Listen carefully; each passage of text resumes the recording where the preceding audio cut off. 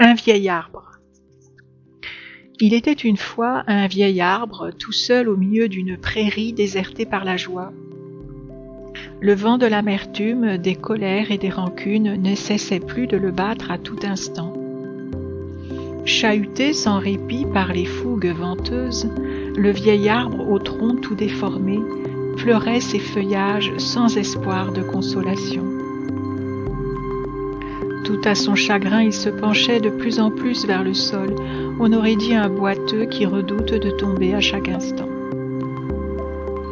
Les oiseaux seuls lui tenaient compagnie dans son pré aux herbes aussi hautes qu'insolentes. Les petites mésanges venaient se poser sur ses branches pour quelques minutes.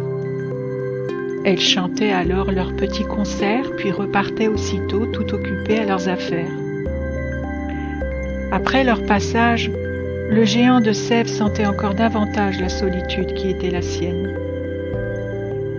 Il se laissait aller, ses bras de plus en plus lourds ne se levaient plus vers le ciel, son feuillage lui-même se lamentait. Il trouvait injuste d'avoir ainsi son sort lié à ce vieux mélancolique. Tout dégoulinant de douleur, le mal de vivre avait déjà opéré bien des dégâts. De longues cicatrices sur l'écorce se dessinaient tout le long. Ces cavités ne saluaient même plus la venue des nuages à l'automne. Sa chevelure fatiguée ne donnait plus vraiment envie de le regarder. C'est ce qu'il voulait d'ailleurs, être oublié de tous puisque le monde avait commencé le premier.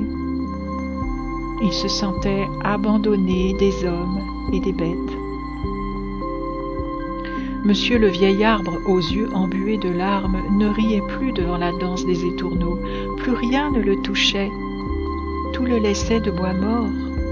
On aurait dit un être dépourvu de sève et de racines, sans ciel au-dessus de lui, sans terre au-dessous non plus.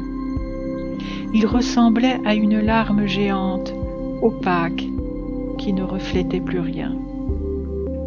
Ce n'était plus un arbre, mais un amas de bois mal fagoté, un vieux courbé dans un cercle indéfini, une tache sans forme, égarée au milieu de nulle part. Que me font la mort ou la vie? Telle était sa devise en ces temps de souffrance. La tristesse revêtait chacune de ses fibres. Les saisons défilaient les unes après les autres sans plus jamais attirer son attention. Neige ou pluie, chaleur et soleil, que lui importaient ces successions voyageuses? Il n'en avait que faire.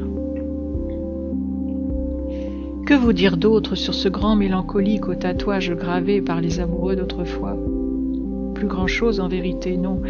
Il en arriverait presque à me convaincre qu'il est inutile de continuer d'écrire à son propos. Pourtant, voyez-vous, je ne peux m'y résoudre. J'ai éprouvé pour lui, j'ignore pourquoi, une vive empathie, un élan de cœur quasi irrésistible. Il me touchait au plus profond. J'avais le cœur bouleversé lorsque je le voyais ainsi tout déguenillé, étranger à lui-même, dépourvu de désir, sans mots, sans joie, sans beauté, sans amis, sans espoir, sans tendresse, sans rien d'autre que le fardeau du poids des jours. Je ne supportais plus d'avoir devant les yeux ce spectacle de désolation. Alors un matin, pas comme les autres, j'ai pris mon courage à deux mains. Je me suis approchée de lui. J'ai commencé par faire le tour de son tronc, puis je me suis adossée à lui, quelques secondes à peine. À mon contact, j'ai senti qu'il frissonnait. Voilà qui m'encourageait. C'était la preuve qu'il éprouvait encore des sensations. Ensuite, j'ai continué. J'ai caressé son écorce blessée.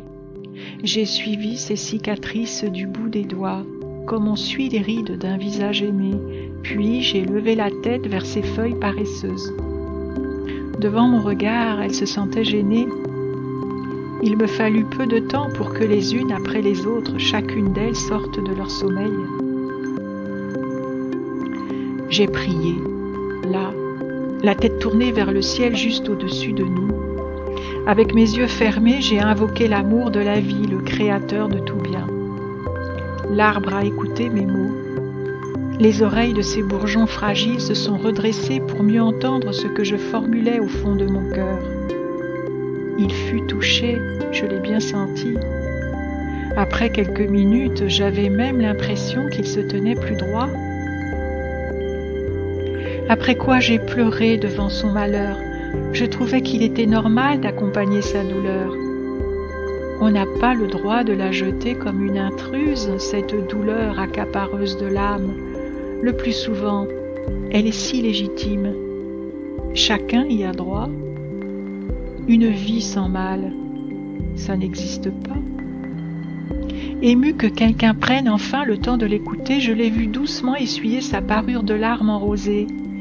Elle séchait au soleil de l'été qui finissait. Nous étions déjà en septembre.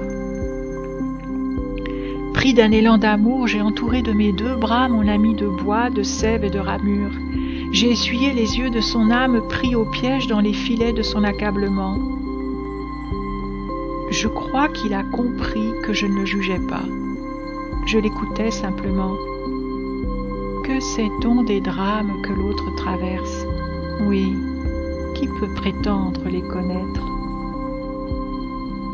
Je vous assure, au tremblement de sa tête effeuillée, j'ai compris qu'il savait que je partageais sa peine. Immense, comme l'océan, comme l'espace, comme moi, souvent. Pourquoi chasser nos sanglots intérieurs? Mon vieil arbre d'un coup a éclaté sa douleur. Elle a éclaboussé tout ce qui se trouvait autour. J'entendais son cri dans les bruissements de ses feuilles. Je respirais son parfum de résine. Le craquement de ses branches me transperçait l'âme en même temps que lui. Si on ne pleure pas avec celui qui pleure, que vaut notre cœur? Ensuite, je suis repartie.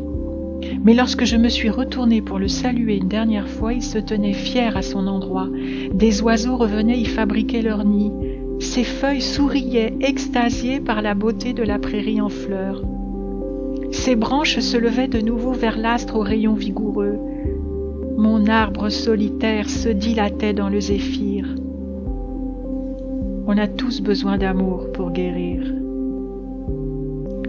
Comme lui, chacun porte en soi un vieil arbre fatigué. Il suffit parfois d'un peu de douceur pour qu'il s'élève à nouveau. Ne le privez pas. Venez comme j'ai fait l'entourer de vos bras.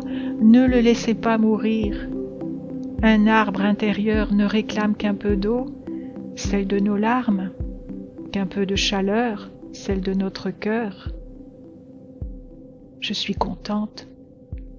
Il s'élève de nouveau vers la cime.